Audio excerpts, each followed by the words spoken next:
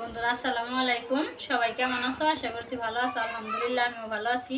এখানে একটা silver cup মাছ নিয়েছি। এই যে বন্ধুরা, ফ্রিজে রাখছিলাম ফুলকপি। বন্ধুরা আজকে আমি ফ্রিজের টমেটো, ফ্রিজের ফুলকপি রান্না করে দেখাবো। দেখবে বন্ধুরা, অনেক লোভনীয় হবে। সবাই দেখো, পুরো ভিডিও দেখে নিও সবাই। আর একটু যদি ভালো লাগে একটা লাইক করে দিও। আমি কড়াইতে তেল দিয়ে দিলাম, হলুদ গুঁড়ো দিয়ে দিলাম, মরিচের গুঁড়ো দিয়ে দিলাম, লবণ দিয়ে দিলাম। এখন আমি মাছটা সুন্দর করে মাখিয়ে নিব। বাজার জন্য হলুদ মরিচ লবণ দিয়ে দিলাম। এখন আমি মাখিয়ে সুন্দর করে ভাজে নেব। এখন আমি মাছ দিয়ে দিলাম। এখন আমি আলুগুলো হালকা একটু ভাজে নেব। লাইটের জন্য আরও অন্ধকার দেখা যায় বেশি। এই যে আলুটা ভেজে নিলাম, আলুটা এখন নামিয়ে নেব। পেঁয়াজ দিয়ে দিলাম। অন্ধকার দেখেন কেমন দেখা যায়, অন্ধকার অন্ধকার লাগে। একটু পানি দিয়ে দিলাম। এখন বন্ধুরা মশলাগুলো দিয়ে দেবো। পেঁয়াজ মিলে গেছে। এখানে আদা রসুন জিরে একসাথে বেটে নিচ্ছি, দিয়ে দিলাম। হলুদ গুঁড়ো দিয়ে দিলাম, মরিচ গুঁড়ো দিয়ে দিলাম, ধনিয়া গুঁড়ো দিয়ে দিলাম, লবণ স্বাদ মতো। এখন আমি একটু মশলাটা কষিয়ে নেব। বন্ধুরা আবার কতগুলো কাঁচামরিচ দিয়ে দিলাম। ফুলকপি একটু জাল না হলে মিষ্টি মিষ্টি লাগবো, মজা লাগবে না। এই জন্য আমি বেশি করে সব মশলাগুলো বেশি বেশি করে দিলাম, কিন্তু জালটা বেশি সবচেয়ে বেশি দিলাম। এইভাবে ফুলকপিটা রান্না করলে কিন্তু অনেকটা মজা লাগে।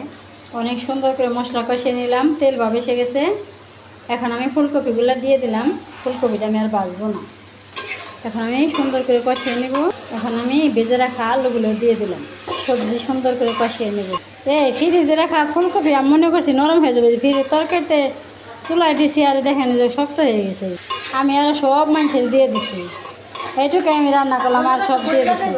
হ্যাঁ আমাকে কি কেমন না কেমন লাগবো, কিন্তু এই যে দেখো ওই যে কত সুন্দর শক্ত হয়ে গেছে। হয় এই যে দেখছো, সবাই দিয়ে দিচ্ছি। আমি তো কোনোদিন রাখি না, এই প্রথম রাখছি। এখন এই যে কষাই দিচ্ছি না, এখন মনে করো আগে যে ফুলকপিটা রান্তাম ওরকম সুন্দর শক্ত হয়ে গেছে। অনেক সুন্দর করে কষিয়ে নিলাম। এখন আমি পানি দিয়ে দিব। মাছটা আমি এখনই দিয়ে দিব, টমেটো পরে দেব। মাছটা দিয়ে দিব। নামাজ পড়তে যাম তো। এখন আমার তরকারিটা হোক, আমি সেই ভাগে নামাজ পড়ে আসি। লবণ কমাইছে, দিয়ে দিলাম লবণ। সবার সমাজে রান্না করবার হলে কত কিছু দেখান লাগে। এই যে কত মেয়ে আশেপাশে হাড়ি পাতিল সব কিছু দেখান লাগে। বন্ধুরা তোমরা কিছু মনে করো না, কারণ সবার সাথে একসাথে থাকি, মানে সবার তৈরি করা যাবে না। সবাই একসাথে মিলেমিশে কাজ করতে হবে। আমার তরকারিটা হয়ে গেল। এখন আমি ঘরে নিয়ে নামিয়ে নিব, তারপরে দেখাবো। এই যে দেখো বন্ধুরা, আমি তরকারিটা ঘরে নিয়ে আসলাম। এখন আমি একটু ধনে পাতা উপরে দিয়ে দিব। বন্ধুরা তরকারিটা অনেক সুন্দর হয়েছে না?